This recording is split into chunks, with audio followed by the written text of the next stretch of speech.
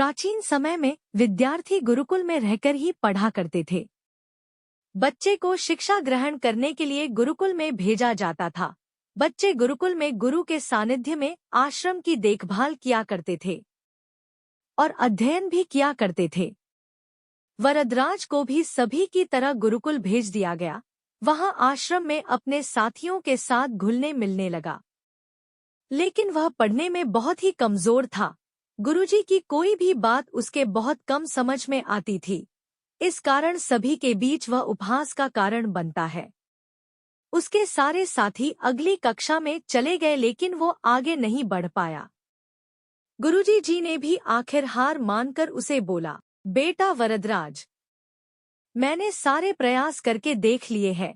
अब यही उचित होगा कि तुम यहाँ अपना समय बर्बाद मत करो। अपने घर चले जाओ और घरवालों की काम में मदद करो। वरदराज ने भी सोचा कि शायद विद्या मेरी किस्मत में नहीं है और भारी मन से गुरुकुल से घर के लिए निकल गया। दोपहर का समय था। रास्ते में उसे प्यास लगने लगी। इधर उधर देखने पर उसने पाया कि थोड़ी दूर पर ही कुछ महिलाएं कुएं से पानी भर रही थी। वह कुएं के पास गया। वहां पत्थरों पर रस्सी के आने जाने से निशान बने हुए थे, तो उसने महिलाओं से पूछा, यह निशान आपने कैसे बनाए?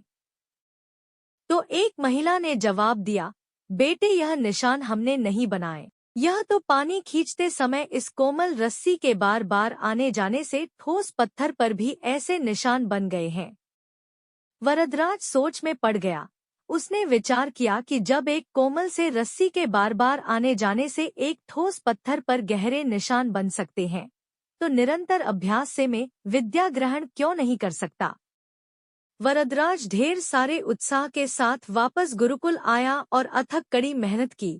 गुरुजी ने भी खुश होकर भरपूर सहयोग किया।